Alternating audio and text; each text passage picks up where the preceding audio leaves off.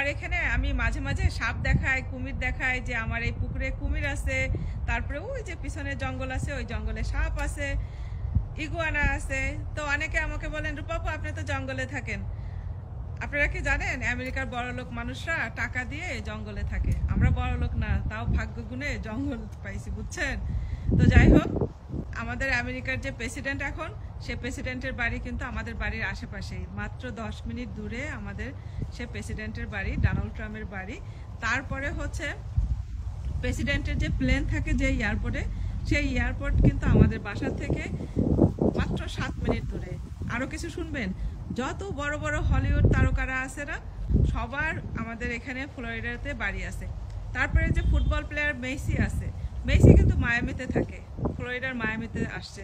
আমেরিকার কত জায়গা ছিল, কোথাও তো খেলতে যায় না, কোথাও তো বাস করার জন্য আসে নাই, আমাদের এখানে আসছে। তারপরে মাইকেল জর্ডান থেকে শুরু করে যত বড় বড় খেলোয়াড়রা আছে, সবার বাড়ি কিন্তু আমাদের এখানে ফ্লোরিডাতে। আর রূপাপুর বাড়ির এই জঙ্গল দেখতে কেমন, আসেন একটু ঘুরে দেখাই। এই যে দেখেন, এই পাশ থেকে আমরা যখন বাসা থেকে বের হই, তখন এই যে এই পাশ থেকে চলে যাই। আসলে কি জানেন, এটা কিন্তু কোনো জঙ্গলই না, সামান্য অল্প একটু এই যে গাছপালা দিয়ে ঘেরা। তো এই এই গাছপালার ভিতরে জঙ্গলে, শুধু জঙ্গলে না, বুঝছেন, ফ্লোরিডার সব জায়গায় আপনারা হচ্ছে টুকটাক একটু একটু সাপ দেখতে পারবেন, তারপরে ইগুয়ানা দেখতে পারবেন। এগুলো হচ্ছে ফ্লোরিডার সৌন্দর্য। অ্যালিগেটর দেখতে পারবেন।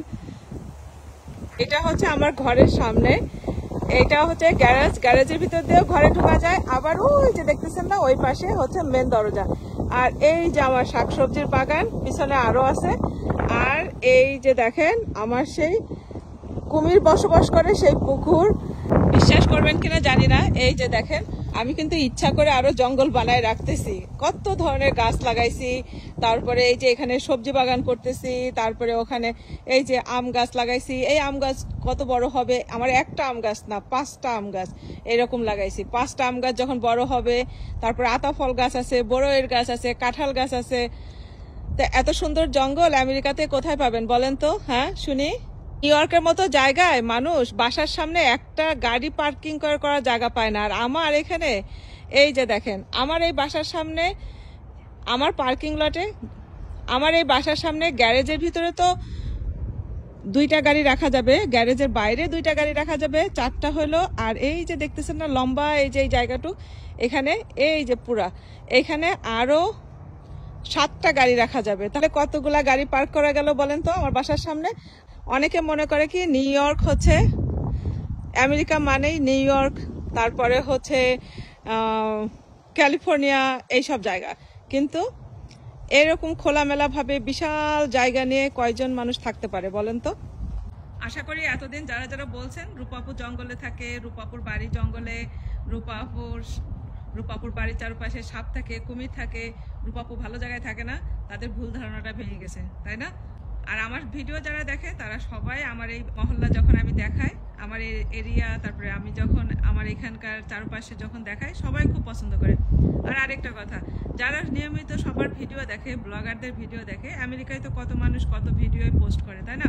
আপনারা সবাই ভিডিও দেখেন, নিউ ইয়র্কের ভিডিও দেখেন, তারপরে ক্যালিফোর্নিয়ার ভিডিও দেখেন, তারপরে আমার এখানকার ভিডিও দেখেন।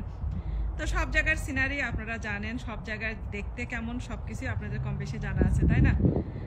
যারা যারা এই ধরনের কথাবার্তা আমাকে বলেন, তাদের জন্য দুঃখিত বলতেছি। আসলে কিন্তু আমরা খুবই ভালো জায়গায় থাকি। ফ্লোরিডা মানে যে সাপ কুমিরের জায়গা, এরকম কিন্তু কোনো কিছু না। আজ পর্যন্ত একজন মানুষও সাপের কামড় মারা যায় না এখানে। তো যাই হোক, সবাই ভালো থাকবেন, সুস্থ থাকবেন। কাউকে হার্ট করে কোনো কিছু বলতে চাই নাই। রূপাপুর ভিডিওগুলো ভালো লাগলে শেয়ার করে দিবেন। টাটা, বাই বাই, আল্লাহ হাফেজ।